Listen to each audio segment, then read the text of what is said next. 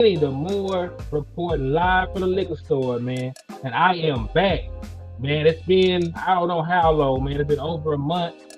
I think the last show I did was like on the 28th of March. And dog, it's been hell. I ain't gonna lie to y'all, man. It's been a very rough month for your boy, man. I had a very severe health scare. Did not really know how that was gonna pan out. I had me down for a very long time, but I'm back. Now I feel like I'd have missed everything. To miss the draft, to miss the UDFA coverage, to miss a little bit of everything. But we are back. The liquor store is open, and we is gonna get drunk on this Dallas Cowboys content, man. So hey, real quick, let me show some love to everybody in the chat box real quick, man. I see my boy JC Cowboys Network in the building. Daniel Barrera Sports Highlights in the building. Cynthia Casillas in the building. 681 Boy in the building. 434 Cowboy in the building. John Jones. Rico Jones. Miss Regina Green with the green.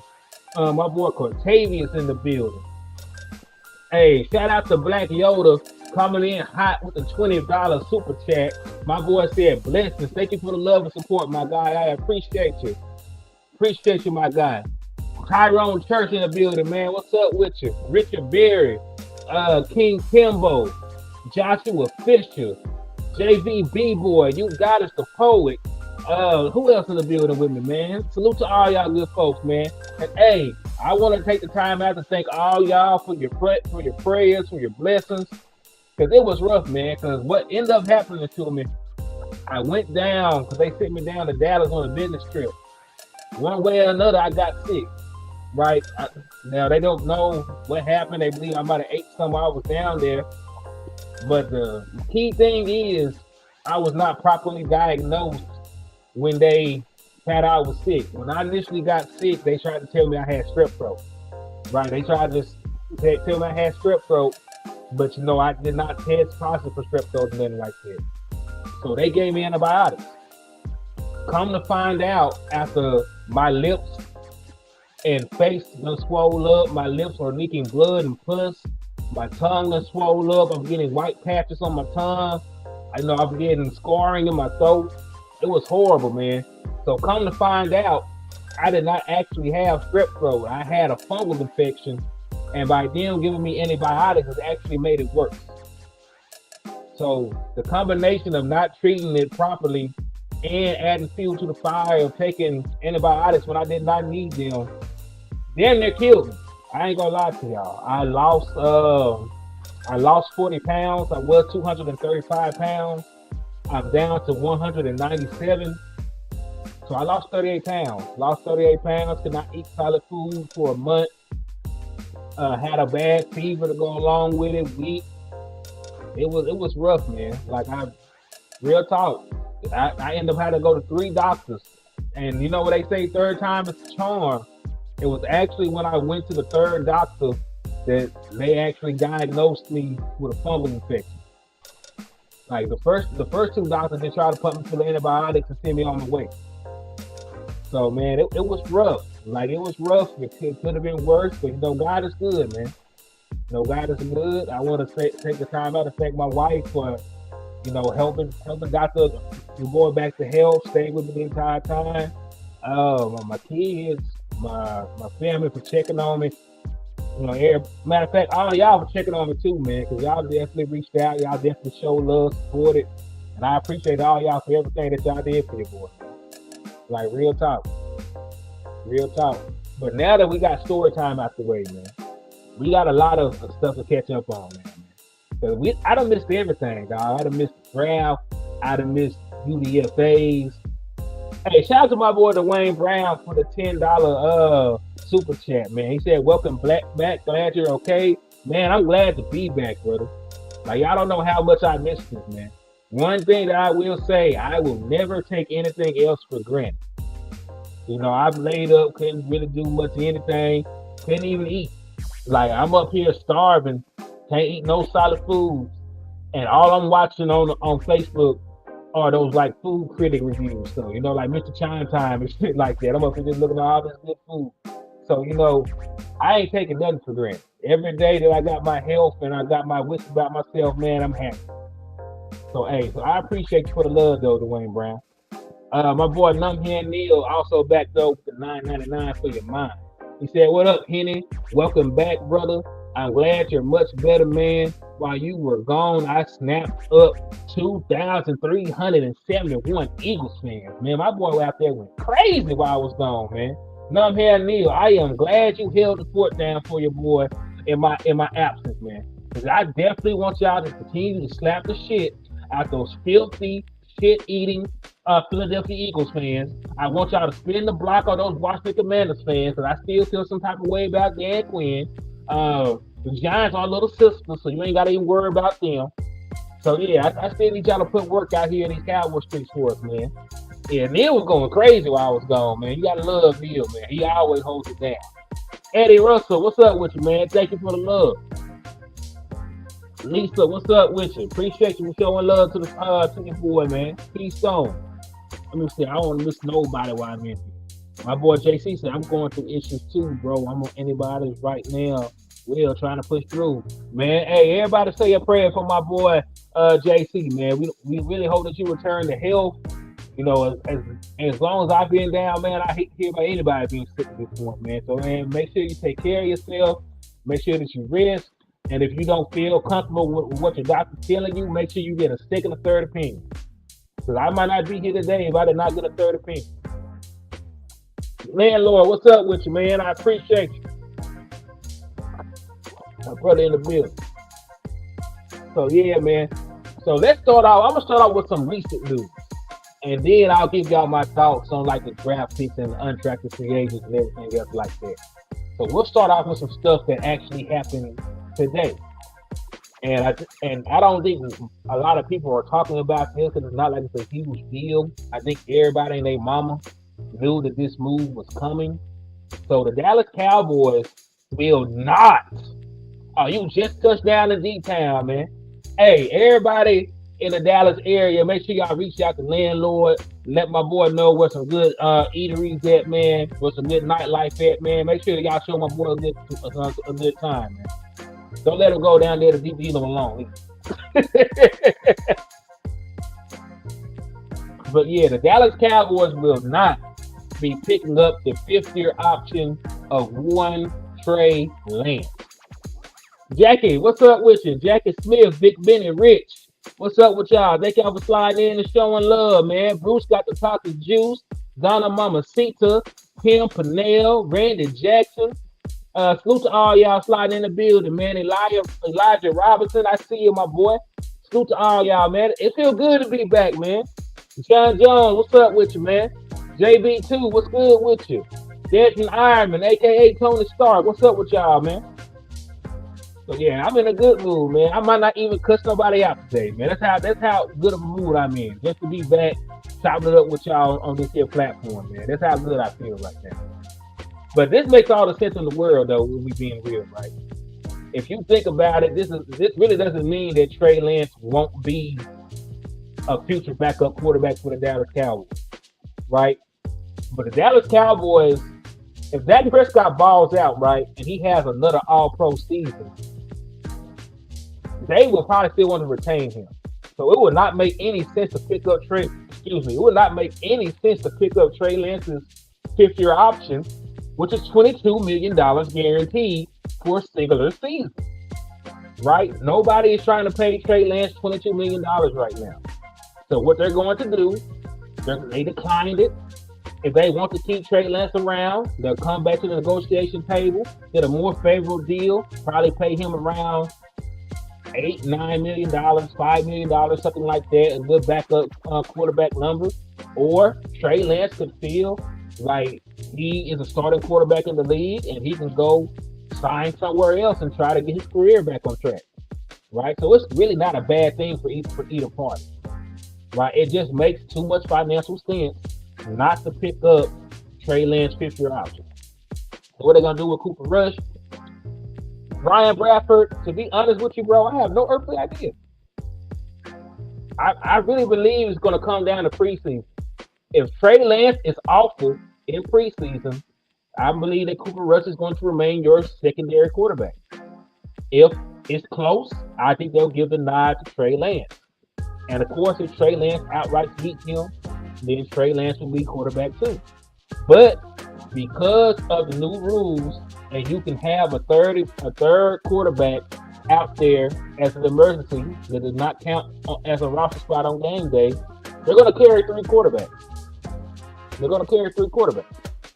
Trey Fargo, my boy, long time no see, man. How you been? Thank you for tapping in and showing love to the liquor store, man. Salute to you. Yeah, so they're going to carry three quarterbacks anyway. Dak Prescott is obviously going to be the starter unless something horrific happens to Trey, nothing like that does, right? So as long as Dak Prescott is healthy, he's starting. And then the quarterback 2 position is up for grabs. And if Trey Lance wins it, he'll be quarterback 2, and Cooper Rush will be the emergency quarterback. If Cooper Rush wins it, it'll be just like last year. He'll be the backup quarterback, and Trey Lance will be the emergency quarterback. But I really do believe that they will have a straight up and down quarterback competition for that backup spot. And listen, that is going to be one of the bright spots of preseason. I ain't gonna lie to you, because we always got to find things and players to gravitate towards when we watch the preseason games, because they don't count for nothing. They are only really important for player evaluation and to see what we really got. So seeing Trey Lance play, and he has not played a lot of football, that is going to be very interesting to see. Right? It's going to be very interesting to see. Because remember, if Trey Lance is actually able to win the quarterback 2 position, then you can actually add packages in for Trey Lance for those little gadget plays. If you want to have a quarterback run, a design quarterback run or a design quarterback read option with a more athletic quarterback, because Dak Prescott's 31 years old and had a major leg injury, you can have a package for Trey Lance. Right? You can actually give him something to do besides just take over a roster spot. Something that Cooper Rush could not do for him. But if he doesn't, then then he's just going to be sitting on the bench collecting dust, and then it's probably his last year in Dallas. So let's keep it real. If he doesn't win the backup quarterback job this year, he's not going to be a Dallas Cowboy in 2025. My boy, what 113 with the 999 for your mind. He said, "Damn, sir, so happy you're back, fam. Man, I'm happy to be back, man. You just don't know, bro. You just don't know, man. I'm happy as hell." My boy, 55 SA Richburg, my brother, how you living, man? I see you sliding in. My boy, the lunatic in the building with the $5 super chat, man. He said, "Liquor store is open. Glad you back, Henny.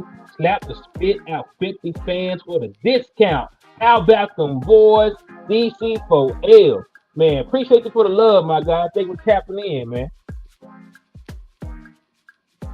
He said, "Don't matter. Trey can ball out in preseason. Deuce did it and still didn't play."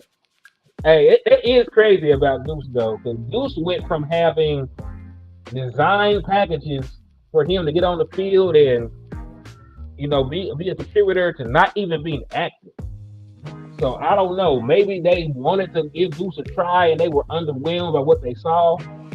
But I think it is slightly different, Lucky, with Trey, just because Trey's a quarterback. Like, I think they take the quarterback competition seriously. I think they'll not only look at preseason, but I also think that they'll look at training camp and Oxnard and how they perform, couple that with preseason and see how they play. Hey, shout out to Mr. Gina Green for the $10 cash app. Thank you for the love and support, man. I appreciate you for that. Thank you for rocking out and showing love. I appreciate y'all. So yeah, I think it's slightly different, but you are right. There might be politics in play. You never really know. He said them packages were delayed, bro. Man, they were delayed. Listen, hey, landlord, I just want to ask you this, man. What if Deuce Vaughn gets an opportunity and he balls this year? What if Deuce Vaughn balls this year and we got to take back all our little leg jokes and shit? I'll be devastated if we can't talk about the 4-2 toss no more. I ain't gonna hold it. If we got to take the 4-2 toss at the playbook, I'm gonna be devastated, bro. He said Deuce did not ball out. Man, he was out there dancing. He was out there dancing on them UPS drivers. He out there his spin move. Oh man. He was going crazy on those FedEx workers, man. You gotta calm down. Dudes out there killing them 9-to-5 workers like us. He said he still got little legs, so you was nefarious for real, man. You ain't gonna let that man make it. You gonna mess this man's psyche up so much. He gonna be one of them people on those documentaries getting leg extensions. You ever seen them people go through that painful ass surgery to get 2 inches taller? They're gonna be Deuce Run because of landlord. You gonna have that man with a permanent lip just so he can be taller. It's a good landlord that misses man customers up. Great Train, what's up with you, man? They was tapping in and showing love. Elena, what's up with you? Good to see you. My boy Short Dog, yeah, man, I'm back. I'm fully energized and powered up. Said, are they gonna grow? He over. That's why I said they're gonna have that surgery. You know, they have a surgery now where short people can get taller. It looks crazy, it's hella expensive, and it looks painful as hell. But you know, they do be a couple inches taller, man. It don't look like it's worth it, but they do be a couple inches taller for their vanity purposes. Preseason matter when that's the only time to do what I can do. Hey, that's true though. That's true too. I really like looking at preseason for like the draft picks coming in. Like, you know, when we got Overshown, like that's the main person I wanted to look at preseason, and of course, you know, he got injured. You know, we picked up Jalen Tolbert. I wanted to see what he could do. You know, like guys that I know will probably get an opportunity to get on the field and get snaps. That's the closest thing to a preview that you'll see of them before you actually see them in week 1. You know what I mean? So that's why I really like paying attention to the preseason. Just to try to get a sneak peek of those guys that's supposed to be contributing and that they've been trying to hype us on and tell us on. That's a really good indicator of how they probably will play at some point. Because we got to look at it 2 ways. If they're bad in preseason, you probably expect them to be bad in the regular season too, because they're going to be playing tougher competition. And if they're good in preseason, they still might suck against better competition, but at least they show that they have some level of talent. Mucho, what's up, man? He said, oh shit, my guy back. Blessings for you, my God. Good to see you, man. I'm just happy to be back, bro. I'm happy to be back. Jose, what's up with you? Iceberg, my boy. Salute to y'all. B, Ed Green. He said, we need one nose tackle. You know what? We're going to talk about that too. So I want to talk about the kid that we drafted out of Auburn. My boy here near with the 499 for your mind. He said, Henny, I think what really happened to you is you forgot to wash your hands and sanitize them after slapping the horse shit at them. Oh, man. I done slapped so many Eagles fans, I done got infected. Oh, man. Oh, man. So I wanna actually talk to y'all. We're family. So this is a very controversial topic out there in Dallas Cowboys doing right now. We signed back Zeke to Freak Elliott. Like, that's not breaking news no more. Right? It's already happened. It's already officially signed. Matter of fact, it happened so long ago, he already changed his number from 21 to 15. They said I had a bird. Oh, man. Drink some water off that one. But I want to ask y'all, man, how do y'all feel about the return of Ezekiel Elliott? And I want y'all honest opinion. I don't want y'all to sugarcoat nothing. I want y'all to tell me how you feel about having Ezekiel Elliott back on the Dallas Cowboys. Was it a good move? Do you think that Ezekiel Elliott is washed? Do you think that Ezekiel Elliott has something left in the tank? Do you think that he has some super role on this team? I want to know how y'all feel, because I already know I'm gonna tell you how I feel, but I want to get it from your perspective. I want to know what the pulse of the nation is right now. How y'all feeling about Zeke being back, and what do y'all think he can bring to the table? Because who else missed that lab we're going to get from him? My boy Lucky said he was better than nothing. We all can agree with that. My boy said feels like Jason Witten all over again. Said Iceberg said I didn't want Zeke back. Even Kill, wait and see how they use him. I agree with that. Mrs. Henny Green said Zeke the freak is back. Love it. T. Foster was yawning. Keystone likes it. Darian Posey has questions. My boy Joshua 50-50. Numbhead Neal, I like it, man. Especially you can bring back the short yardage work and pass blocking. I believe Zeke will help us, especially in the red zone. Okay, so listen, I'm gonna be straight up and down with you. Initially, initially, I did not want Ezekiel Elliott back, but when they signed him back, what became true is he automatically became the best running back on your team. Ezekiel Elliott right now is better than Rico now, who I believe the boy has talent. He cannot consistently stay healthy. Even when he played last year, he was on the injury report for like 8 consecutive weeks with an ankle injury.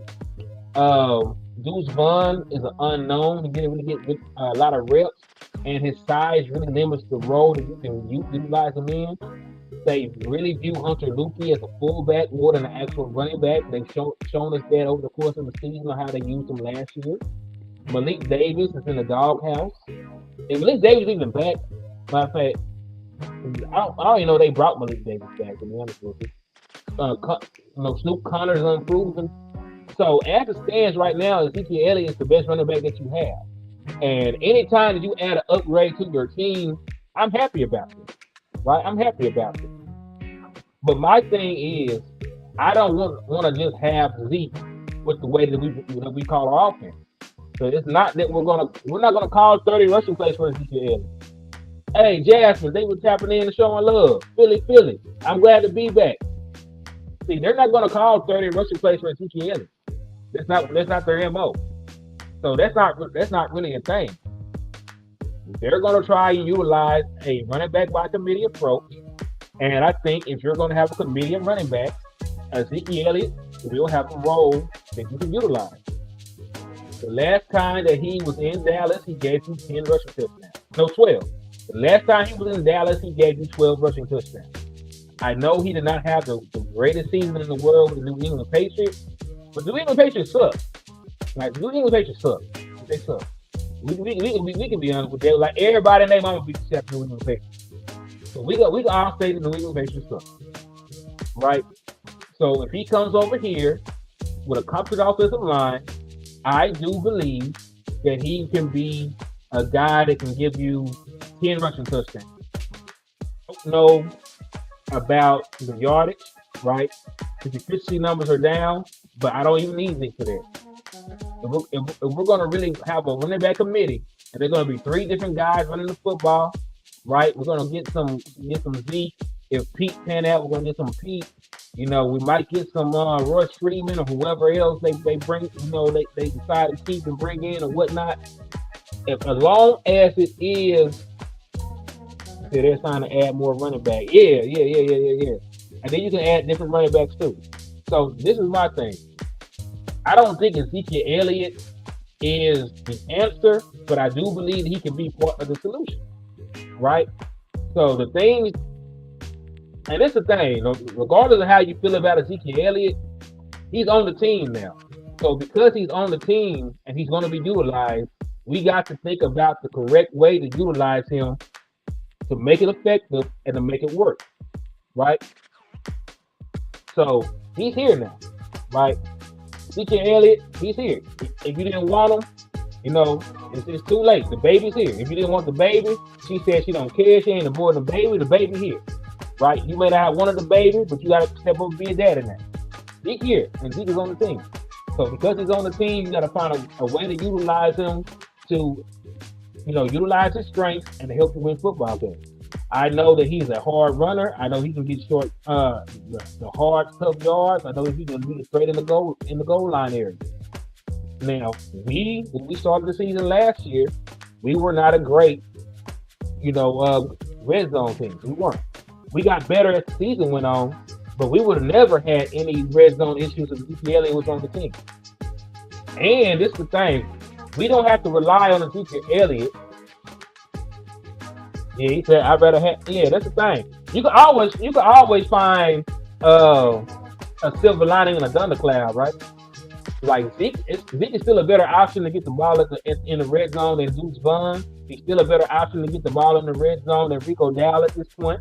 He's still a better option, in my opinion, to get the ball in the red zone than Royce Freeman. And Royce Freeman, I don't really know much about. He hasn't really played a lot of football. The man has only had over 100 carries twice in his career. So he doesn't really play a lot. You know what I'm saying? He's an unknown. I don't know if he's really, really good or really bad. He's never had a bunch of carries in the season. You know what I mean? So I don't really know what he can bring to the table. But as for Zeke, I know Zeke. I know Zeke has a knack to get into the red zone.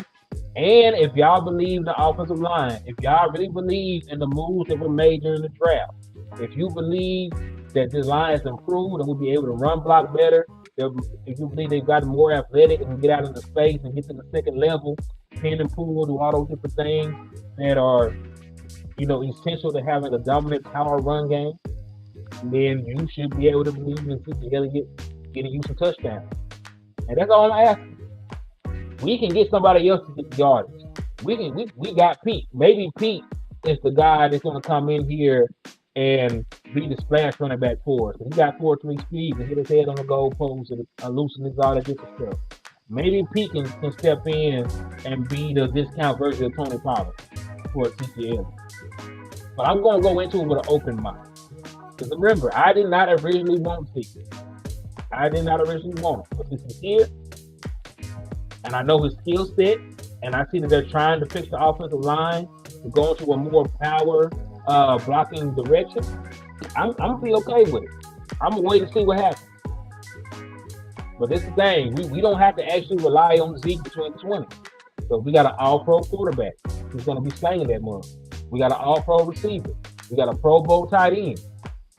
You know what I mean? You got weapons that you can move the ball between the 20s at will. And then when you get into the red zone and when things get a little bit more compact, you have a legitimate running back threat that can get into the red zone for you.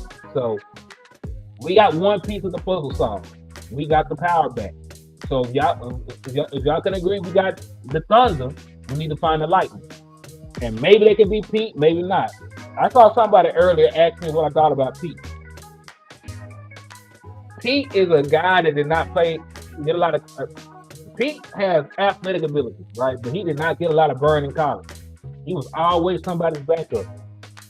Even last year, right? Pete, as explosive as he was behind a 1,600-yard rusher in Cody Strader, because they both played in Missouri.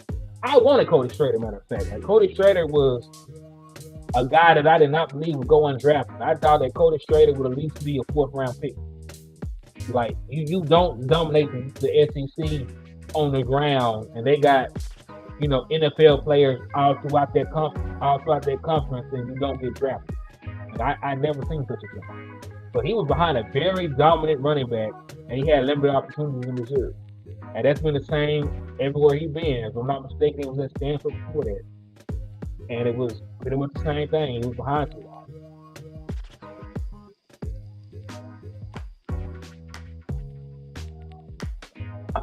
The UDFA defensive tackle, 310 pounds. The 7th-round pick was 340 pounds, and that's what I like about it. The 7th-round pick that we got out of Auburn, he's not going to be anybody getting any kind of pass rush. He's not going to get no sacks. He probably ain't going to get no pressures, but he is going to eat up space. And hell, he might even be able to be a 2-gap guy if you want him to. He's a very hard guy to move from the spot. If you want somebody who can get in the way, be a pain in the ass for the interior offensive lineman trying to get up to the second level, I believe that he can do that job. It just really depends. And listen, it's up for grabs. Like, if you want to run a run front, we don't really have another one tech on the team outside of Mozzie Smith. So if you want to get big on what you believe is an obvious running down, that job is up for grabs. Of course, you'll have Osa out there as a 3 tech working. He can push the pocket, he can get to the quarterback. But when you feel like it's a run is coming, they line up in a heavy set, you probably should go put the big boy out there. That either one of our wide receivers or tight ends hopefully will step up, majority will take some pressure off the lamb. Well, this is another thing that I'm thinking about with that.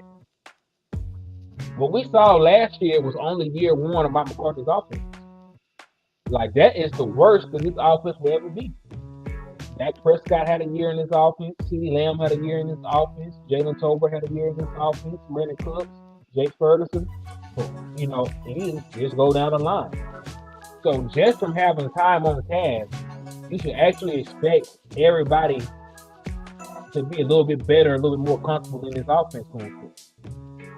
Especially if we figure out the run game and we can get legitimate reaction from our play action. Like, I know the analytics will say play action works regardless of the fit of the run because they got to honor this and that. But, me being old school, and I am the numbers guy, but me being old school, I do believe that play action works a little bit better, when you actually have legitimate threat at the run game.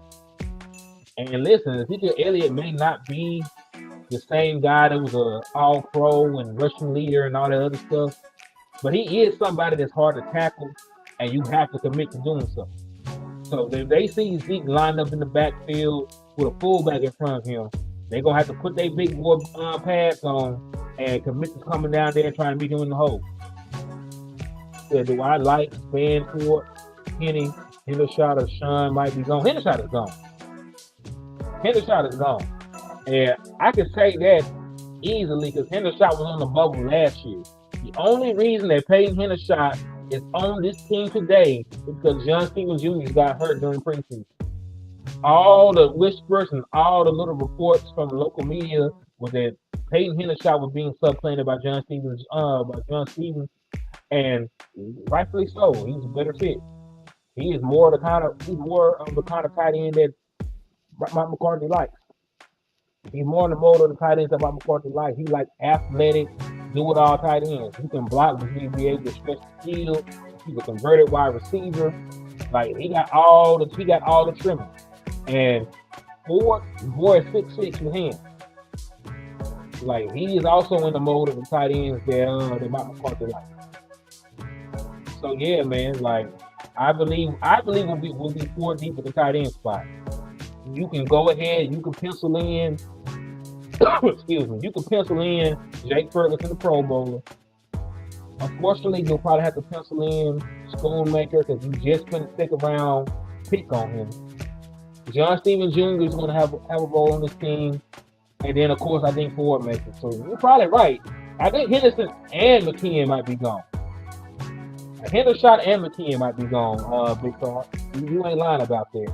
Because I think they'll go 4 deep at tight end, but they'll all be athletic freaks. You have Jake Ferguson, who was a star in the making. You have your second round pick they ain't gonna give up on yet. And then you have the 2 freak athletes in the tight end position. So yeah, you are right, bro. You are right. Ed Green, what's good with you? Marvelin Grove, what up with you? Jay Bryant, what's up with you? My boy Kendrick Thompson in the building. He said, good to see you, my homie. Good to see you too, man. Man, and listen, I like the way they do it. If they do the right thing and they allow these superior tight ends with this athleticism to make the team, you're gonna have a hell of a tight end group. Jarvis Wright, what's up with you, man?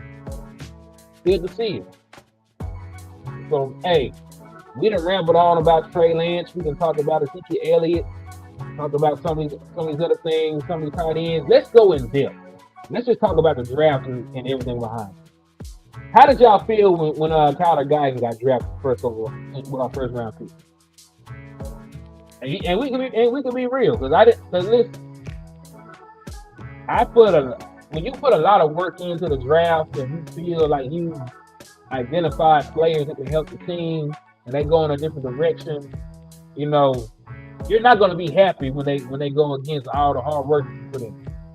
Right? So I was not initially happy when we drafted Tyler Guyton. I was not. Right? I was really disappointed. But the more that I sit with it, the more that I research, I seen the kind of character the young man had, seeing that he grew up a Dallas Cowboys fan, so it means a lot to him. Seeing that and really his measurements, like you really can't teach being 6'8" and that big and being that athletic. But listen, y'all know I was always team draft a wide receiver, give Dak Prescott a fighting chance, give him a weapon, all that other stuff. But man, hey, shout out to my boy Dan Burke for the 10-piece, man. He said, glad you're back, my man. Glad to be back, bro. I hey, I am happy to be back. I pray that I never have to leave y'all again. Real talk. You just don't know how much I miss this, man. I appreciate you for the love and support too, my brother.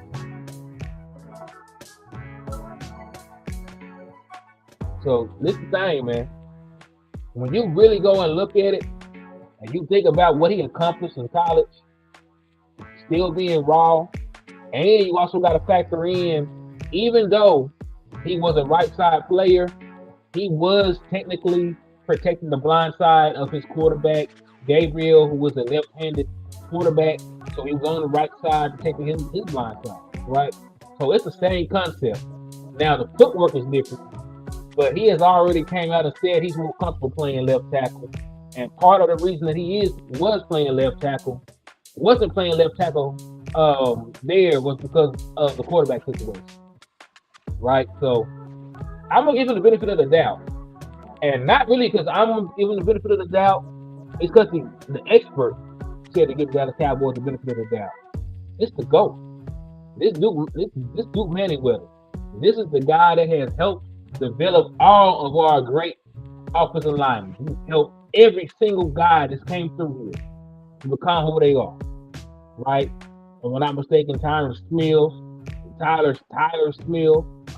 like everybody, man. Terrence Steele, right? Terrence Steele went from being an undrafted free agent to one of the highest paid right tackles, right?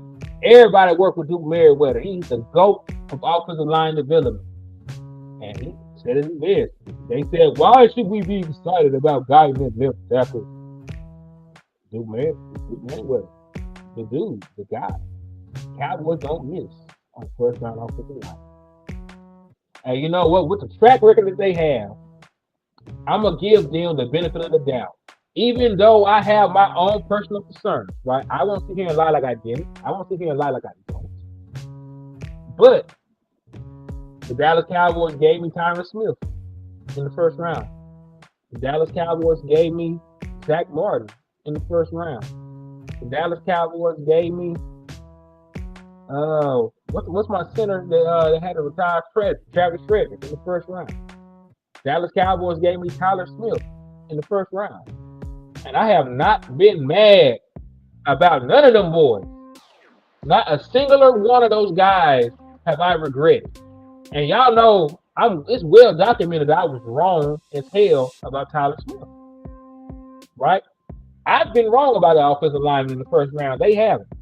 So I'm gonna take their opinion right now. Until they miss, I'm gonna give them the benefit of the doubt. I don't always see the vision. But that shit be coming together, don't it? He said, why Asen Richard didn't work with Duke Meriwether? I don't know. I have no earthly idea. I really don't know. They said guidance ambidextrous, and that's wonderful. I love it. Said plus he was most likely going against the opposing team's best pass rusher on his quarterback's blind side. And teams do that a lot anyway. A lot of times because the right tackle is not considered the best athlete on the field, the left tackle is considered the best athlete. A lot of times they will put their best pass rusher on the side with the right tackle. I have to go back and confirm that with the film, but that's really good football strategy in of itself. So it probably happened more times than not, and I'm pretty sure if we watch film, we can confirm that too. T Smooth TV, what's up with you?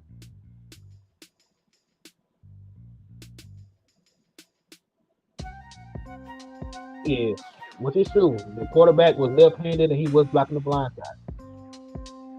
So, hey, I get it. I wanted a wide receiver. But, the moment that, and it's sad too, dog. My dude, Brian Thomas, got drafted one spot ahead of us.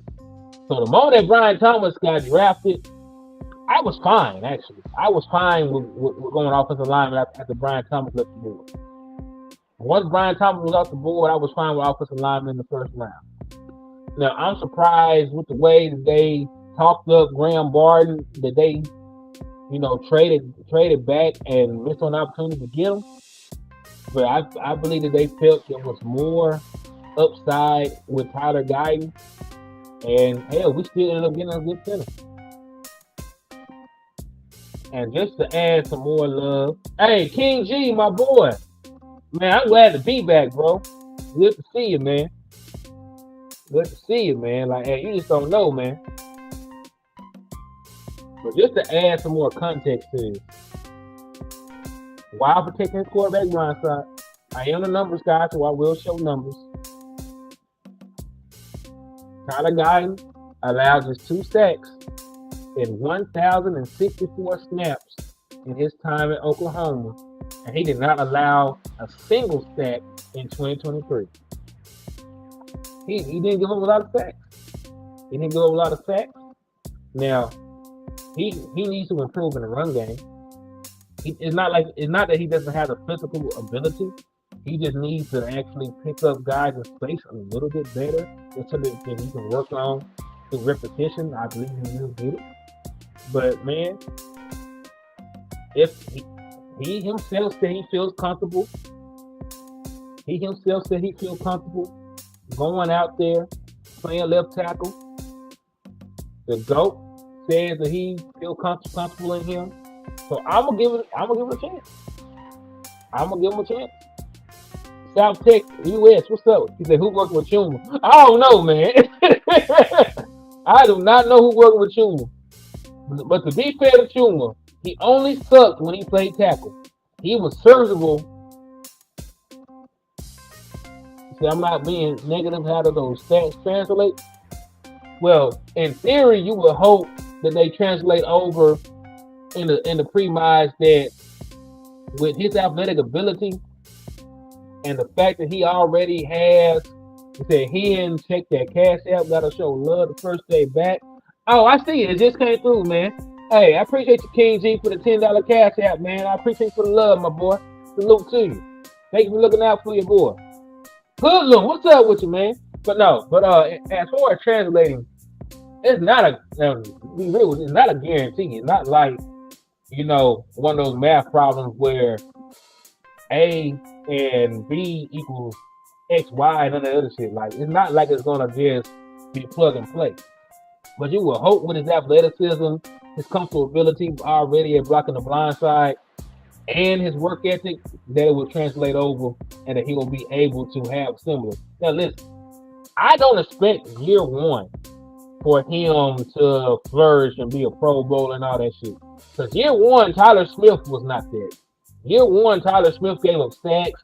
Tyler Smith had double-digit penalties, but he still flashed enough for you not to care about that. I just want something similar to that. He can give up 2, 3, 4 sacks. He can have all the penalties he wants, but it's gonna be a learning. It's gonna be a learning experience. But I believe if he has the work ethic to pair along with that athletic ability, he'll be fine. Hey, I like that attitude too. He said he want to hurt people. I like it. And listen, nastiness is something that this team needs. An edge is something that this team needs, especially if you're going to be a running football team. Now, I ain't heard Mike McCarthy commit to no run. I'd be lying if I said I believe Mike McCarthy will commit to the run because he had never done so before. But if they decide to go power football, he said year one Tyler Smith got Dak injured. Was that year one Tyler Smith?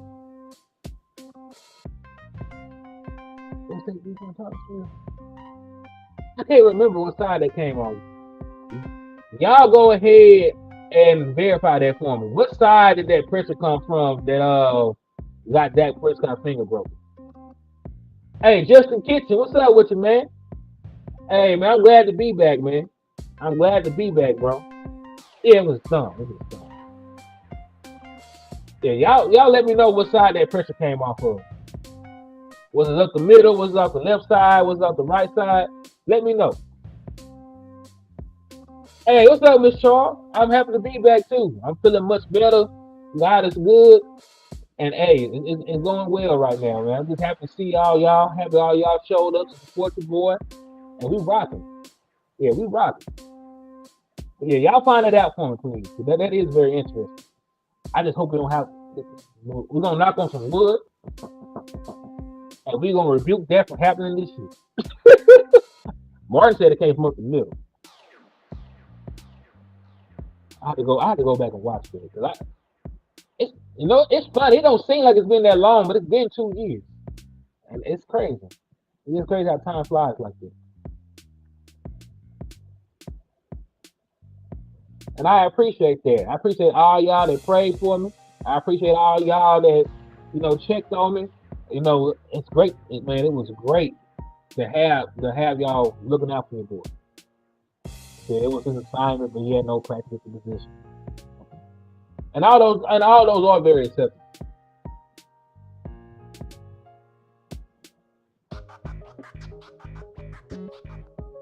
Yeah, plenty of college coaching staffs know how to get offensive linemen ready like the Wisconsin did. Yep. And listen, Wisconsin has been notorious. I guess that's the word we can use. They've been notorious for how well they're running their offensive line prospects translate over.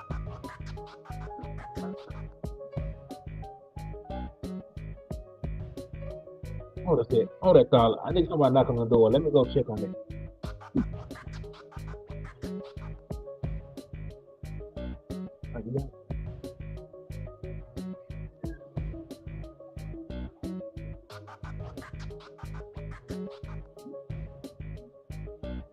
Okay. Yes, he do. Hey, Mr. Deacon be trying to keep me on the straight and narrow. He like, Henny, don't because of you. They be getting on my nerves, Mr. Charles. Chris, what's up with you, man? My boy Jimmy said, Henny, do you think Jimmy Johnson was influencing Jerry, Baby Nuts, and Will on this draft? I don't believe so. Because I didn't see Jimmy in the war room. I didn't see Jimmy in the war room at all. I saw Al Harris in the war room. We seen Mike.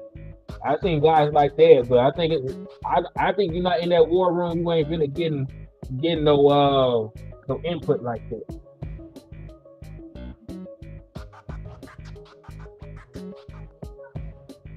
Hey, glad to be back, man. Glad to be back. Hey, son Divine, what's up with you? Yeah, happy to be back, for real. So let's see though. So let's take a look at the draft as a whole, right? We already talked about Tyler Guy. So and listen, there gonna be some folks. There were some folks hating on our draft. I heard the Dallas Cowboys drafted the 3rd round pick in the first. No, we didn't. Tyler Guy was the consensus 30th best player in the draft, and we got him at 29, right? So we didn't reach for him. Marshawn Nealon was the consistent 60th best player in the draft. We got him at 56. Cooper Beebe was a super steal. Cooper Beebe was considered the 46th best player in the draft, and we got him at pick number 7. Now we did reach on the linebacker, but I like the linebacker, so I'm not even gonna complain about the linebacker. Right? I like it. Now Kalen Carson, I'm sorry. He was another steal. We got him at pick 174. He was considered the 116th best player.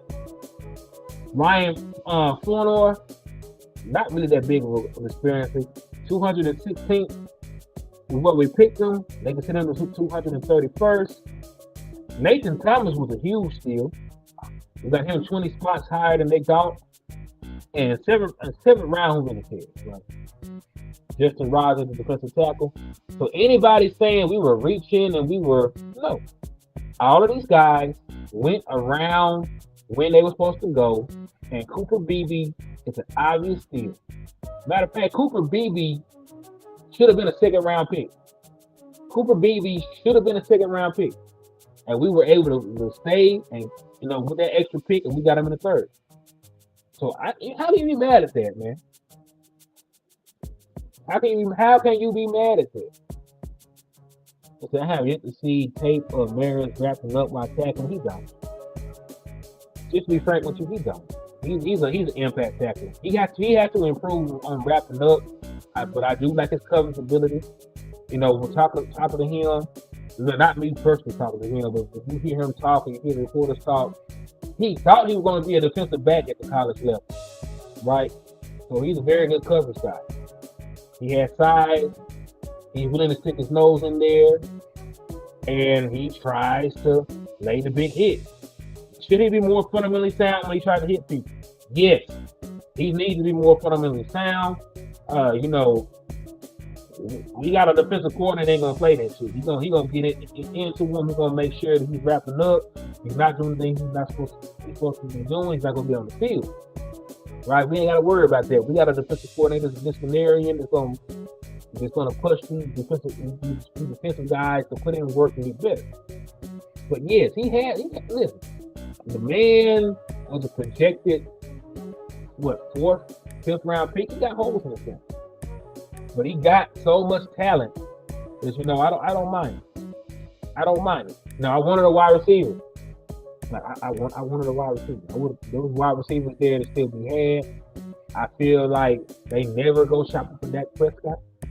But I digress. I still like the pick. I like it. Kalen Carson, when he got picked, I still was begging for a late round wide receiver. But hey, you look at him, what he's able to do. Very athletic corner. And listen, you need somebody on the opposite side of Trayvon Diggs eventually.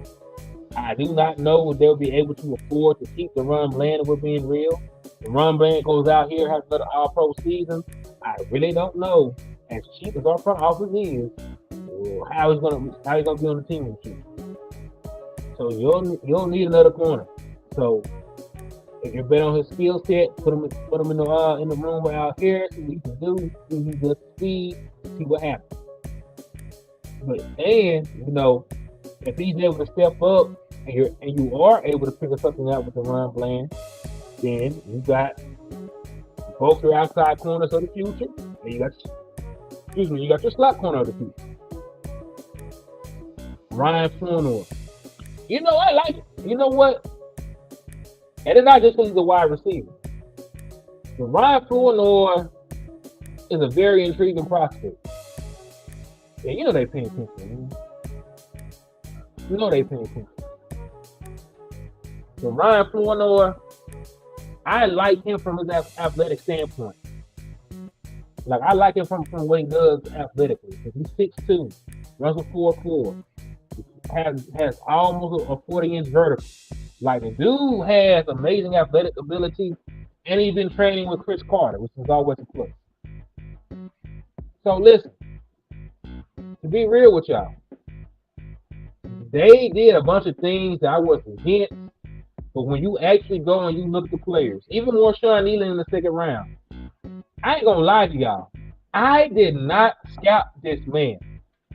One, because I was not looking at no damn edge when we had Michael Parsons and we had the Marcus Lawrence and we had Sam Williams.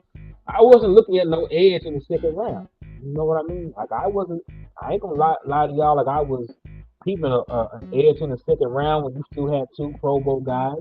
Miss Patrice, what's up with you? Good to see you, folks. Flat. Yeah, I'm back. I'm back in the full effect, man. Back in the full effect. He said that Scott Jr. in trouble, hearing good things about Carson. I have no idea. And that's one of the reasons why I didn't think we were going to get a corner. Because we just got Scott last year, around a similar spot in the draft. And he hasn't done anything yet. You haven't even given the man an opportunity to develop, and you already got competition in here for him. So, that's one of the reasons I didn't think we would take a corner. But it is what it is. Yeah, training camp gonna be lit. There's a lot of little competitions going on. You gotta fill out the running back room. Who's gonna be the main running backs on the roster outside of Zeke? Is Pete gonna break through? Is Royce Freeman gonna be more than a camp body?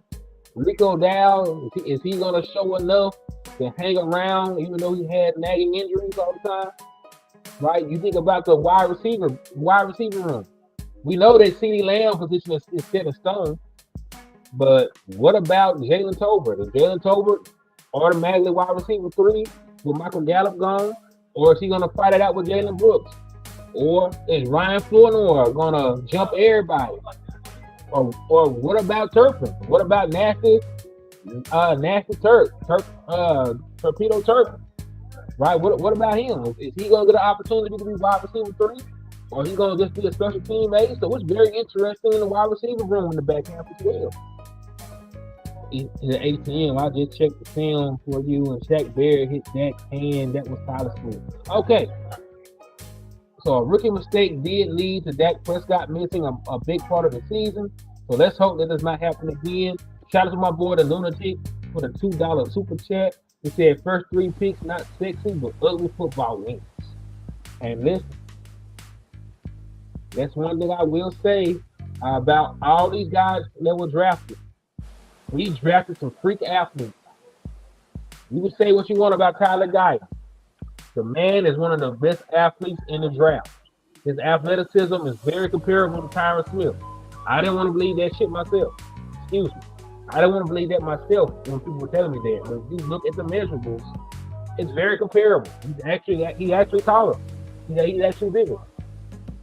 Right? If you look at Marshawn Leland, he graded out as one of the most athletic edges. No, in fact, I think he was the most athletic edge in this year's draft. I think he had a higher athletic grade than even DJ Turner. Right? A great run defender. Right? He's not a guy that got a bunch of sacks, but he's in at the Marcus. And that's actually ironic. One of his primary comps was the Marcus Lawrence, and he's being set up to be the Marcus Lawrence heir apparent. Forno has a leg up on everyone because he was drafted. Carson was drafted by Zimmer, so he has a leg up on Eric Scott, Nash, and Wright, which is very true. Oh, Nation, yeah, which is very true. When you're drafted by the old regime and they're gone, then you're just gonna have to outwork everybody and hope that they appreciate you, or you're gonna get pushed to the wayside. But hey, with Fielder getting drafted, Jalen Tolbert was a 3rd-round pick. So for a fact they want to try and get a return on that investment. I think he'll start the season off as wide receiver 3, but there's a very good chance that Flournoy is wide receiver 4, and they only have Vontae Turpin in there, every blue moon to take a deep shot at him. Right, because politics still play a part of it. I really wish it didn't. I wish there was a straight up competitions and the best man wins. But you are right, Jay Bryant. Politics still play a part of this, unfortunately. Hey, Cowboy Execution. He said, welcome back. I'm glad to be back, man. Glad to be back. And listen, I couldn't talk for a month. So if I'm running my mouth consistently, it's because I miss talking. Like I'm up here, like I'm in the same room with my wife, and I had to text her on the phone and tell her what I need. Same room, a couple feet away, could not talk. Lips swollen up, tongue swollen up, face leaking pus and blood. It was awful, man. It was awful. We persevered, man. We here.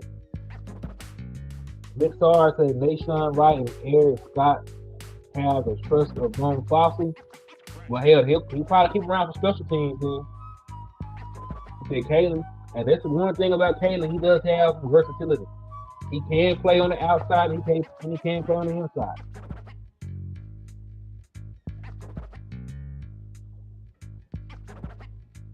I'm gonna tell you who my favorite pickup though is. It's really Cooper Beasley. One, because I feel like we stole him. And free shit always, it does something to me. Like free food tastes better. You know what I'm saying? Like free money I can spend a little bit easier. You know what I'm saying? Like free stuff just feels better. And I feel like we got him for free. Hey Henny, who you think is going to be our starting running back? Ezekiel Elliott and a guy that's not on the team. When you talk about who the top 2 running backs will be, it's going to be Ezekiel Elliott and a guy that's not even on the team. Because I do believe once they start cutting people and once the free agency market, I think they'll bring somebody else in. So they can double dip back at running back. There were reports that they were interested in bringing Dalvin Cook in. Now, if that was 2018, and you told me we had Zeke and Dalvin Cook on the same team, I'm telling you we win the Super Bowl. But 2024, having Zeke and Dalvin Cook on the same team doesn't really move the needle, but it does make the running back room better than what it was. I still would take Dalvin Cook over a lot of the guys that we currently have. Despite him having a lackluster year, same thing with Zeke. You build up the trenches, you improve the offensive line, you make it a little bit easier on the running back, you give them a good run system to run in, but it's also a key contributing factor to having success. And you never know. But there was a report that they were interested in also bringing in Dalvin Cook. I don't know the validity of it, but I wouldn't be surprised if they added another running back. I wouldn't be surprised if running back 2 isn't on the team. Unless one of these guys go out here and amazes things, right? My guy said the guidance Smith, BB, Martin, Steele. You got it right. BB is going to play over TJ Bass. BB's going to play over TJ Bass. It's going to be Guyton, going to be Smith, and it's going to be Bass, Martin, Steele. And I believe that he's the best. And listen, y'all know that TJ Bass was one of my pet cats last year. But I don't think he's better than Cooper Beebe. Even with the year difference, I don't think he's better than Cooper Beebe right now. Cooper Beebe likes that. Cooper Beebe was one of the best interior offensive linemen in all of college. He was. And playing beside 2 all-pro guards, you don't have to worry too much about anything. Man, if we don't have 11 picks next year, how much would New York running back B. Hall or Miami mostly cost us in trade?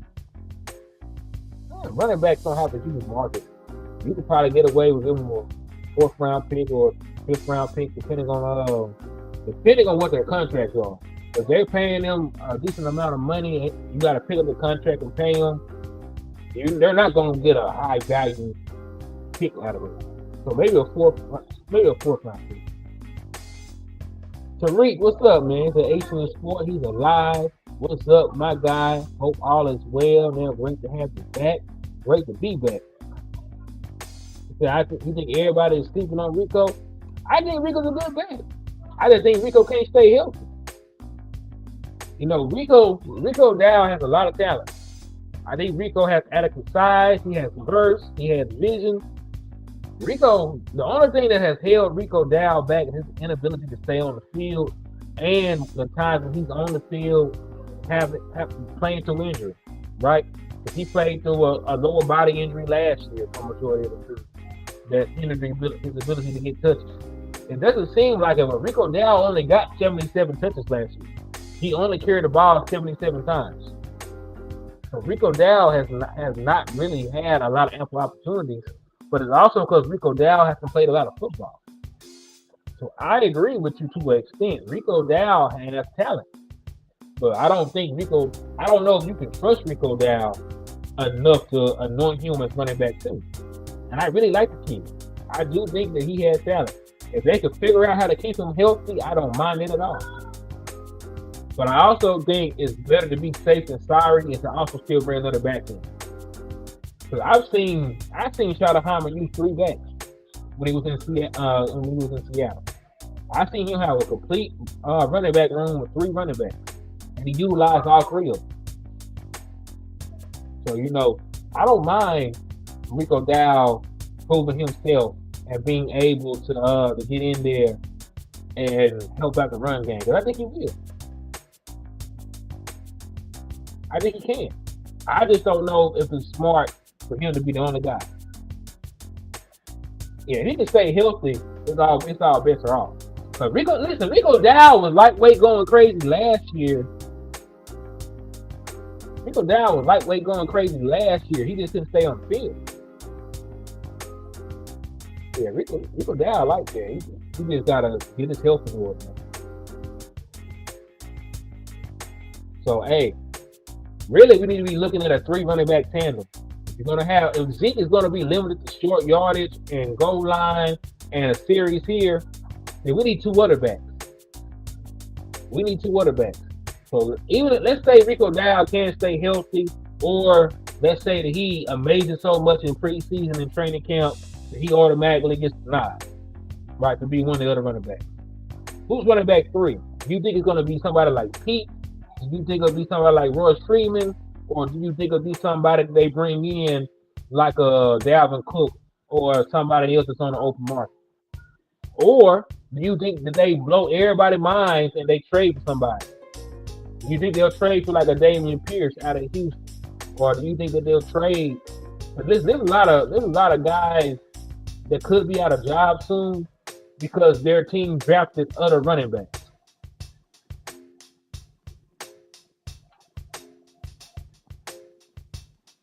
As of today, it's too easy. That'd probably be the safe bet for the lineup as of today. But I'm hoping the Dallas Cowboys add one more running back. I really think that Pete has a legit chance. I think Pete has a legit chance to break into the running back lineup. And listen, we're leaving out Deuce Vaughn because he's 5'5". But Deuce Vaughn might take a step. I'm not saying that in jest, but I make fun of Deuce Vaughn all the time. Just telling him, but the guy got drafted for a reason outside of nepotism. Like he was one of the most dynamic runners in all of college football just last season. Just the season before, I should say. So it's not like Deuce has no talent. It's just him.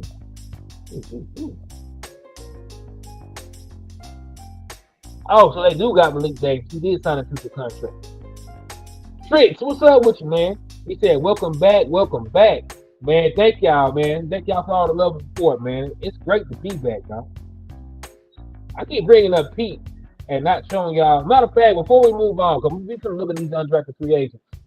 How are y'all feeling about the draft? I want y'all to give the draft a grade. I want y'all to put your draft grade inside the chat box, right? Put your draft grade inside the draft box. Say, hey, Miss Charles, I want Deuce to wake me up. Say, listen, I started on this end. Remember in preseason I called the man Black Jesus. He was out there killing them those post office workers. He out there dancing. He was going crazy on the board. And then we moved over here and started messing him. I want him to Bob said an F. Ooh, that don't be like that. Trey said a B plus, said A minus, JB B boy, B Big Sarge. Now listen, I was gonna give them an F before I did my homework. Before I went back and actually looked at the prospects, I was in my feelings. I did all this work. They didn't draft half of the guys I wanted. I was gonna give them an F. But they went and got a 6'8" left tackle. He's a super athlete. They went and got the most athletic edge in the draft. They went and got the best interior offensive lineman in the draft. So listen, those are the three main picks. Your first 3 picks are pretty much the lion's share of what your draft is. Everything else is just depth. So you got one of the best athletes at left tackle. You got the best athlete at edge, and you got one of the best interior offensive linemen in the draft. That alone should give you at least a B. I'm gonna give him a B, not a B minus, not a B plus. I'm gonna just give him a B. If it pans out, then we can move. So truth be told, we really don't know how good this draft is until they play. Right? You really don't know how good the draft is till they play, and you still don't know the first year because some of these guys are gonna take time to develop. But Cooper Beebe is who we think he is. If Tyler Guyton is who they expect him to be, if Nealon is who he expects him to be, then I think it's end up being remembered as a great draft. If Tyler Guyton can play left tackle for the Dallas Cowboys for a decade, he won. If Cooper Beebe can play center for a couple of years, yeah, NC incomplete. Hey, that's a better way to look at it. Incomplete. Cause yeah, we really don't know. But they could be awful. I could be completely wrong about every single one of these guys. I don't have to come back here and apologize for giving y'all false hopes. I could also be right about something about most of these guys, and we can be happy knowing that the Dallas Cowboys did something good. So I'm gonna take a wait and see approach. But right now, just from the way they stack up athletically, where we drafted them, we didn't really reach on anybody like that. I'll give them a B. Exactly. Now they can come play like some trash cans, and I'm so ashamed to do that. Nah, you're right. If they go out there and play like the trash cans, it's a Z. They gotta do something lower than an F. It's a Z. Yeah, I'm ready to see us commit to the run game. I agree with that. Man, there's a bunch of possibilities. Yeah, Beebe playing center. Beebe playing center for the time being, and then because he's a natural guard, if they want to move him from center when Zach Martin retires and let him take over that role, they can do so. But we know them too though. Like the moment that Tyler Stewart became a good guard, they were out on him as a tackle. Linda, what's up with you, man? I ain't seen you about 11 years, man. How you been, my boy? But you are right. The game of football is true. But yeah, man, they're a little hard-headed on moving guys. If BB ends up being a great center, they ain't gonna try and move. They just gonna draft another. They just gonna draft another guard. But he does have that flexibility because he started off as a guard. He said I gave him an A- because they got a center and a tackle. They got an edge and a linebacker. All that were people that had good tape. They even got a one tape that can be useful. I can agree with that. So draft day, I was sick and I was tired of the Cowboys. So I was sick and tired on draft day. So I took some time. I'm feeling better. I actually researched some of these players. Y'all know, y'all wasn't even for Cowboys college. Y'all know we were looking at wide receivers and we were looking at legitimate right tackles. We were really pegging Jordan Morgan and guys like that, right? To come to Dallas. Yeah, guys fall in the draft for the crazy stuff. You know what I'm saying? You remember when we didn't draft Asante Samuel Jr. because he was short, and y'all know the play that we did draft. You know what I'm saying? We passed on Eric. We passed on Nick Bowden, and we passed on Asante Samuel Jr. So like sometimes we get too caught up in measurements. Can you play football or not? You know what I'm saying? Can you play football or not? Think about it. Matter of fact, look at Travis Kelce's brother. Look at Jason Kelce. He was an undersized center that they did not think would make it. And the man, say what you want, he's going to be a Hall of Famer. Can you play football or not? Arm length, this, that, I don't care about that. Can he move a grown man? Can he move another grown man from the point of attack? Can he hold up in pass rush? Can he decipher what is going on and help my quarterback with the call? Those are all the things I need to know from a center.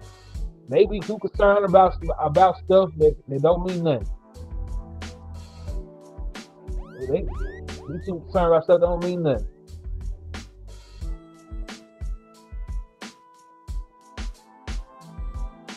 Cowboys Can Fam. Yeah, we're live at 6 p.m. PST. Be sure to check it out. My boy, you know I'm going to check it out, man. Hey, we're going to have to link up and do a show sometime, man.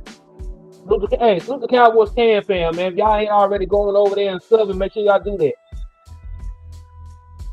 Yeah, like BB was winning. And listen, that's the beautiful thing about it. BB has already played against guys that went high in the draft.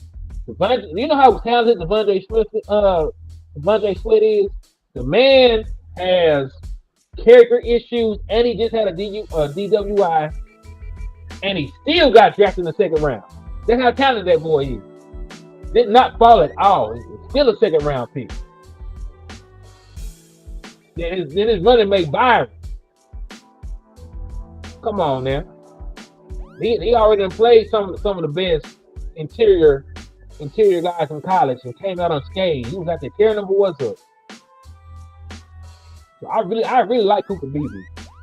Matter of fact, I think I like Cooper BB more than any pick that we have. I think Cooper BB is the best pick by far that we have.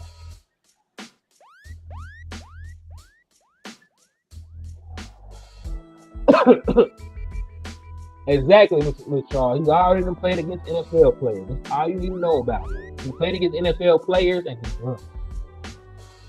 I don't know if they won the game, but he won his individual matchup. My boy Splendid said he's been working, man. Hey, this is the first show in over a month, man. So hey, I'm glad that you tuned in and checked in on your boy, man. Glad you tuned in. Let me see. Did I put the wrong graphic up? I did. Man, nothing on that. Nothing on that at all. Y'all bear with me. I gotta find what I was looking for. All right, so this is another note on Tyler Guy. Right, 14 stars at right tackle, but according to Nick Harris, as I pointed out, just so y'all see I wasn't making it up, right? I know a lot of y'all knew this information when I came in here anyway. But you know, Dylan Gabriel, he's a nice quarterback. I think he's on the side. He's a good quarterback. Left-handed. Then moving to the left side will require certain lateral changes. Then doing that with experience, protecting the blind side will help close the gap. So yeah, we spoke on that already, but I did want to show the graphic. I spoke on about showing the graphic, but you know, we can check the chapter out. And this is one of the things that won me over about Tyler Guy. His personality. He seems like he's a hard worker. He seems like he's enthusiastic about being a Dallas Cowboy. His daddy was is a diehard Dallas Cowboy fan. Came to Dallas, kissed and hugged the star. He said that's the most exciting thing for me, though. Tyler Guy was talking about playing alongside Tyler Smith. Right? He was giving Tyler Smith his flowers. He said that was the most exciting thing for me. I get a guard that's a dog. I love how he plays. I feel like we're going to thrive together. I love his nasty edge and his ferocious mentality. Hopefully I can pick it back off. Well, I like it too, though, man. He said he wants to hurt somebody. He said he want to hit. Right? We need that mindset, especially when we be a running football team. I'm not too sure, but we're going to be a real running football team. All right. So we done talked about the draft, right? Let's go ahead and get into these into the UDFA sign. So Brevin Spanford, tight end, Minnesota. Jason Johnson, linebacker, UCF. Cam Johnson, wide receiver, Northwestern. Brock Mogensen, linebacker, South Dakota. Denzel Jackson, defensive tackle, Illinois. Actually, do that. Byron Vaughn, edge, Baylor. Corey Crooms, wide receiver, Minnesota. Alec Kohler, let's say that name. Tight end, UCF. Imani, I'm gonna be real with you. Imani Johnson is sort of hard. Like, the reason he went undrafted is because he really only started one season, was last year, but he had 100 tackles and 3 picks. Like, I did my early work and early look at some of these guys. Like, Imani Johnson hard. Imani Johnson hard. I don't really know how he breaks into the safety rotation. Because, you know, they moved Marquise Bell back to safety. So he's no longer a linebacker. He counts for the safety room. You got Malik Hooker. You got Donovan Wilson, you got Marquise Bell.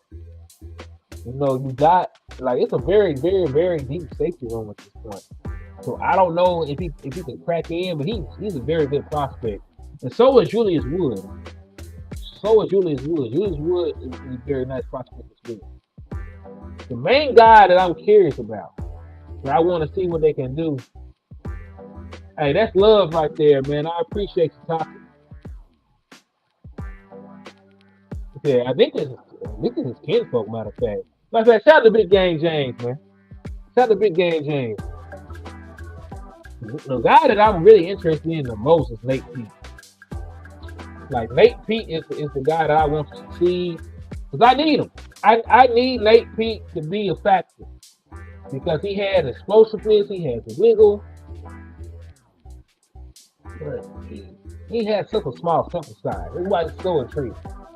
Matter of fact, let's go look at some. Like Nate Pete is the guy I need to succeed, so I'm going to actually take extra time to pull up Nate Pete's information. All right. So let me just pull up some of his information. Let's pull up some stats.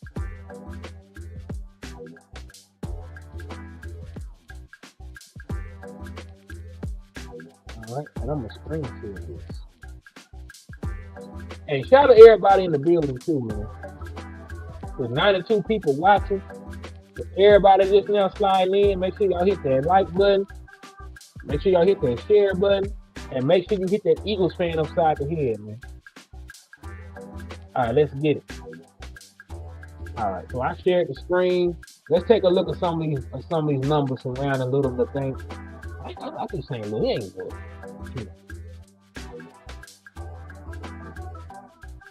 What Boss in here? What my boy Boss is, man? What Boss is? Man, what's up with you, man? Hey, shout out to my boy Boss Cowboy. Hey, we don't want to say a shout out to Boss. I want to say a shout out to Landlord, West Coast, J Tuck, everybody, man. There's a bunch of my content brothers that reached out to me while I was down bad and sick. Prayed for me, wished me well. I appreciate all y'all for everything, man. Real solid folks, man. Great community to be a part of. And I appreciate all y'all, man. But shout out to my brother Boss Cowboy in the building, man. Salute to you. But yeah, man, Nathaniel Pete, I'm interested in the kid, man. And again, it's real funny. He's never really had a bunch of production. But look at these carries, though. Only 9 carries in 2019. Only 29 carries in 2020. Only 79 carries in 2021. Only had 100 carries in 2022. And last year, he only had 76. So he's never been a guy that had a bunch of carries, but he's always been an explosive player. Right, he had a 49-yard run last year. Average 4.2 yards a carry. Oh, I'm sorry. He had a 19-yard run. That 49-yard play was in the passing game, so you excuse my bad eyes. But yeah, he averaged 4.2 yards a carry, 4.4, 5.1, 7, 6.3. So they say the man has 4.3 speed. They say he ran a 4.37 in his pro day. And that is an aspect that we were missing from this team.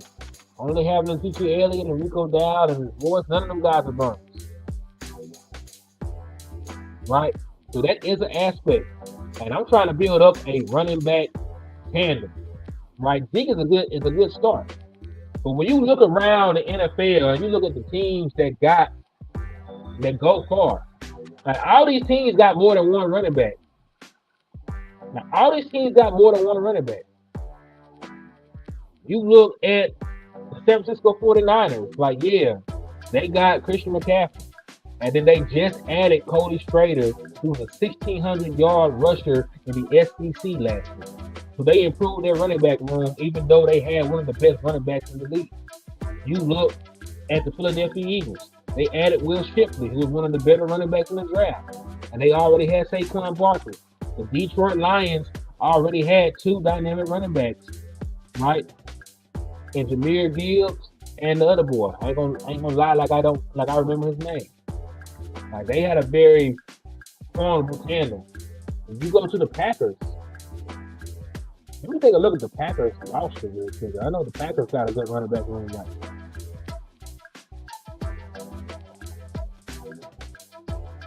Let's see, Packers team roster.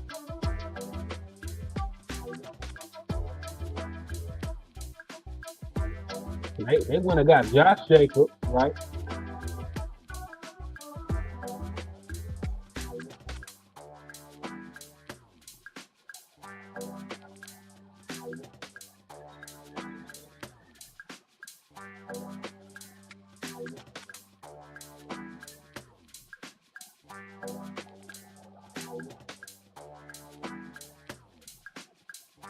Hey, they signed A.J. Dillon back. And then they drafted a running back, too. Hold on. The Green Bay Packers drafted a running back.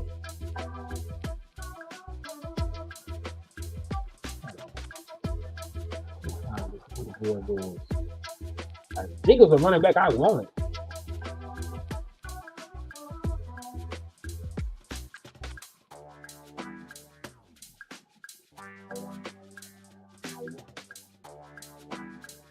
Yeah, they drafted Marshawn Lord out of USC. So the Packers got a fire-ass running back room. They got Josh Jacobs. They got Lord. They got A.J. Dillon. Yeah, so like all these teams that we're going to have to go to war with, they got running backs. Even if they got a guy, the backups are hard. The third guy is hard. So I'm trying to build up a good tandem. I think Zeke is a great start. I think Zeke can get 10 touchdowns. That's all I care about. I don't give a damn about the yardage. Zeke Elliott can get 10 touchdowns. Behind his offensive line. We're going to put some man forward. He's going to hit it. We're going to believe. He's going to be fruitful. He's going to be successful. We're going to talk that into existence. We're going to manifest that. We're going to manifest that for Zeke. But I need somebody else. I can't rely on Rico Dow because we already said he's going to stay healthy. Rush Freeman is an unknown. He's never been a running back to be a high carry guy to contribute in that manner. Deuce Fun, we already said we were concerned about his size. I do hope he's successful. Malik Davis, they brought him back. But he's been in the doghouse last couple of years. Like, just look up and down, dog. Yeah, and they got Adrian Cooper. And I like the Cooper. Like is not really a word. You know.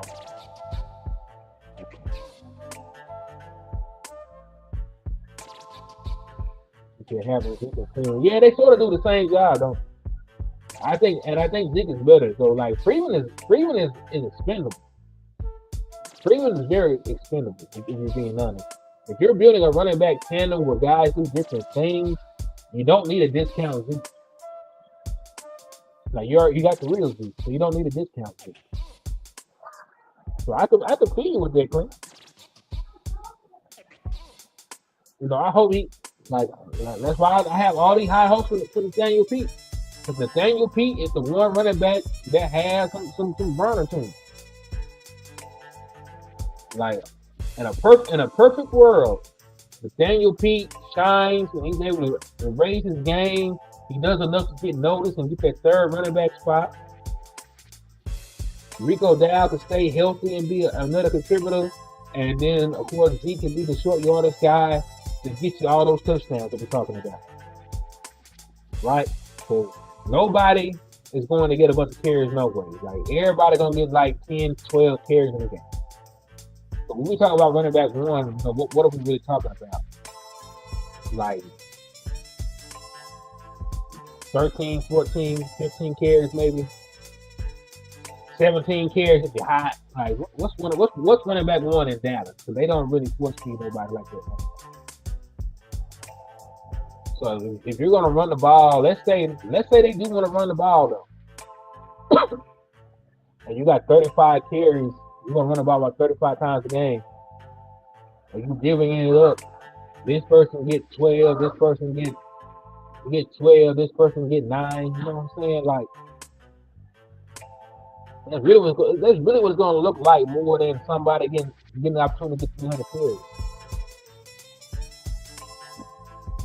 Damn, Clint.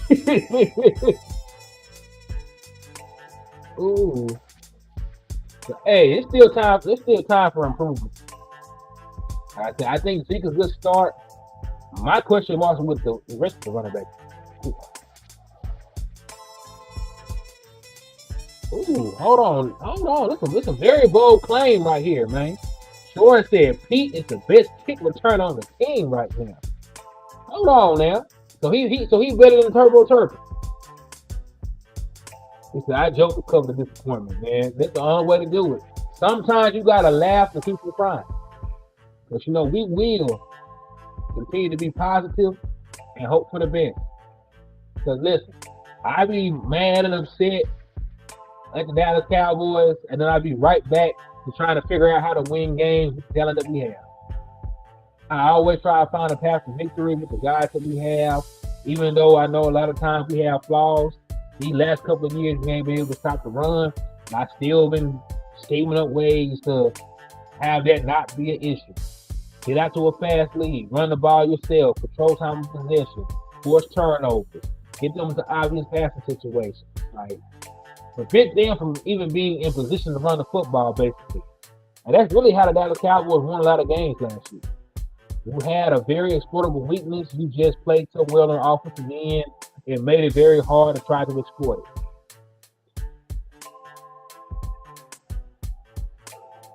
Okay, hopefully they add more. I have something to say about this. Because why they didn't add the running back from Memphis? He was an undrafted free agent. He ran a 4-3 line. He was a very productive running back. And you just saw what Tony Pollard did out of him.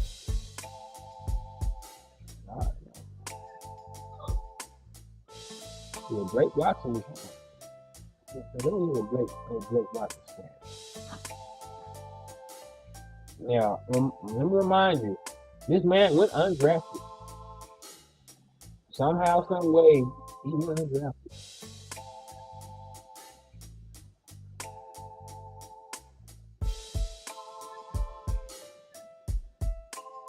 Oh, they're not showing no college.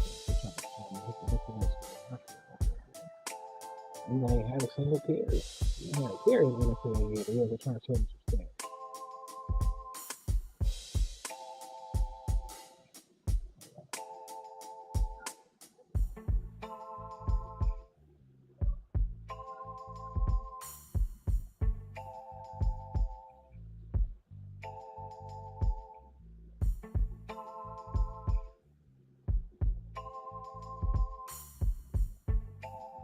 Yeah, with me. I'm gonna find this.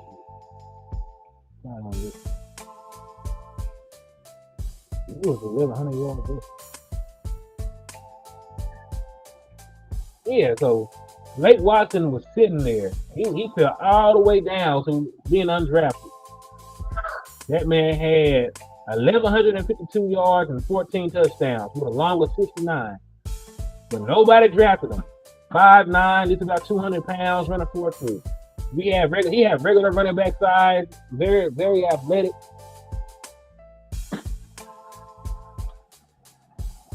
It says speed back.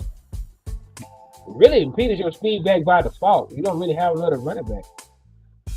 Pete is your speed back by default. Matter of fact,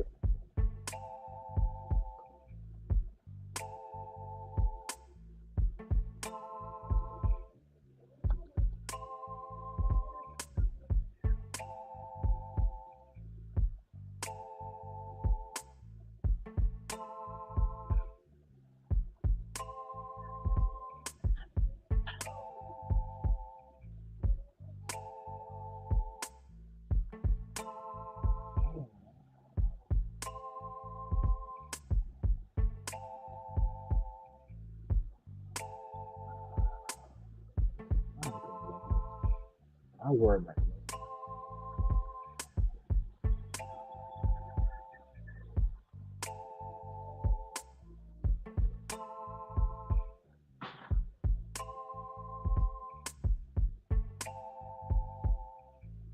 Okay, I'm trying to find Nathaniel Pete.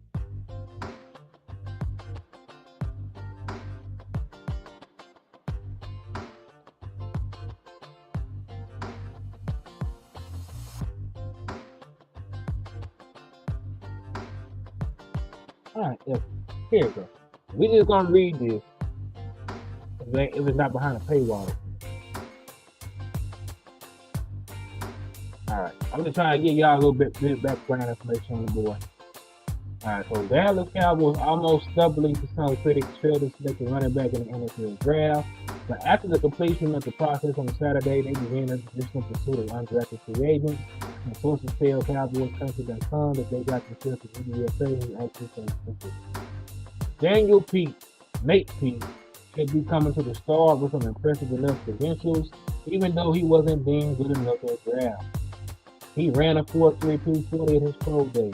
His vertical leap registered at 41 inches, and school lists him at 5'10", 206, so he may be smaller than that.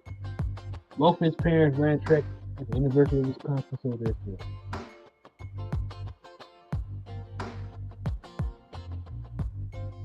Okay. So that's just a little bit of background information. I did not know he could jump that high, though. Turbo Duran, what's up with you, man? Thank you for sliding in and give me the views and the love and support, man. I appreciate that, my guy. Keep supporting, my guy. I appreciate you, my boy. Yeah, Pete is probably the feedback box default. I just dug up these nuggets. Pete rushed for 116 yards on the road against USC 2022 while at Stanford. Okay? Hey, anytime y'all have stats and stuff like that, make sure you share it with me, man. You know I'm always interested in knowing stuff like that.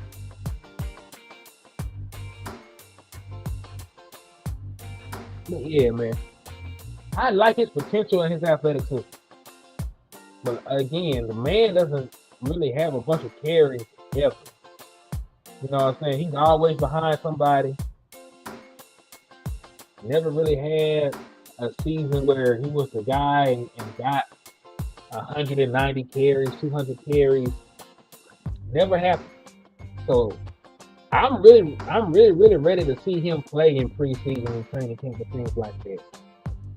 Just a better way to get a gauge on him. You know, when guys don't really have a bunch of snaps, you really can't tell much.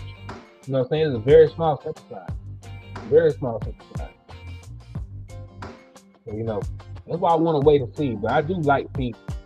And listen, if they are hard-headed and they refuse to go out and add another running back, if this is all the running backs we're gonna get for the year, then shit, he gonna have to come in there and beat somebody. JVB boy said, "Congratulations to the bitch for being the first time down guy in history in return to streaming." Hey, he didn't know we had shooters in here, man. He ain't know we had shooters and we gonna blow a hole through his head, man. Shout out to JVB boy though, man, for handling this business.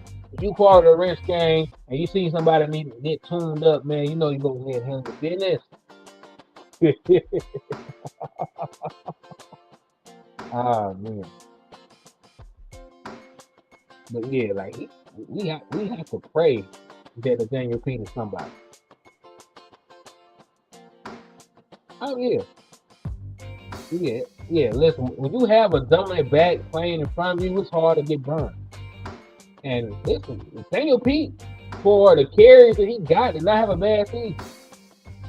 He did not have a bad season for the little bit of carries he had. He had over 300 yards, had a couple touchdowns, a couple of explosive plays. Like, you can't be mad. And he made plays in the passing game. Like, you saw he had a 49-yard completion in the passing game. So, it's good. You know what I'm saying? Like, he's a good athlete. Time will tell if he's a good NFL football player, but he's a good athlete.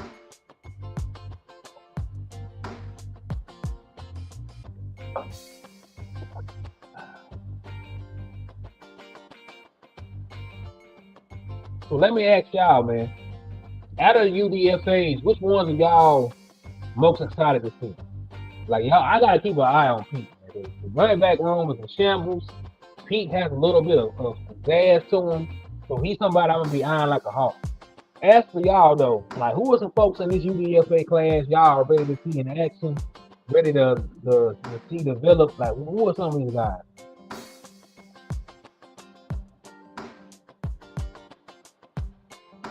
My boy said Denzel Jackson. Take a little quick look at Denzel again. I'm gonna say Brevin and Pete. Let's take a look at a couple of these guys too. Let's not just single out Pete because I like him so much.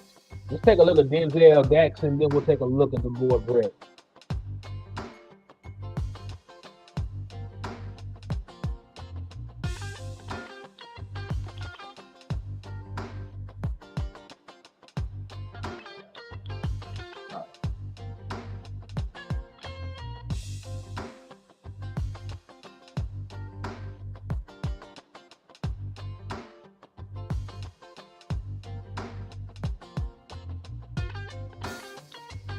Let's see what we can.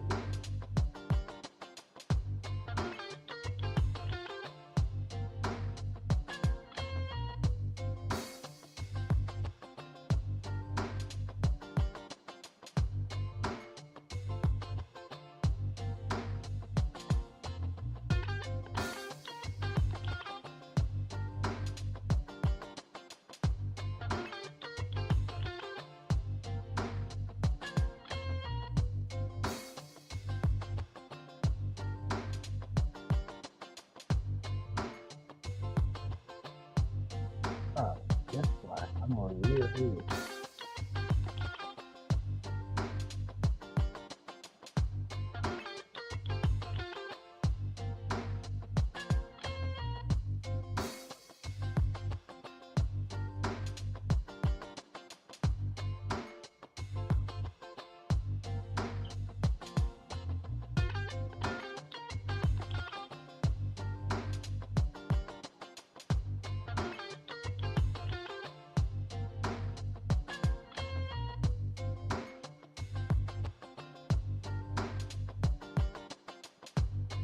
Bear with me. I'm trying to get this shit pulled up.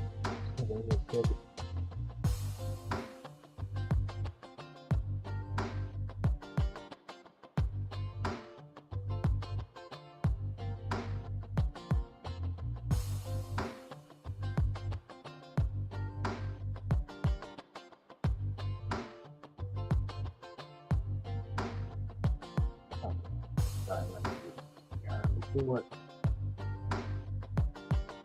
The usual shot I use is tripping. So I'm just gonna go ahead and use the space there and hope it has some information on there that we can use. Oh, okay. Nope, it's not.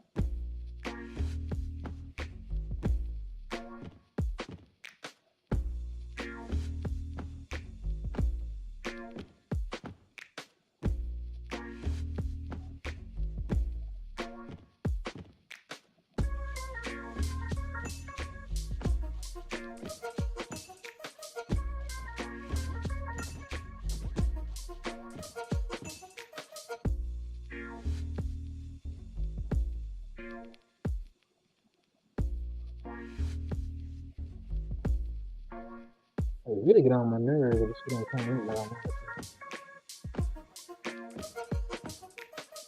to. That tight end looks nice. Yeah, we could have all this shit over there.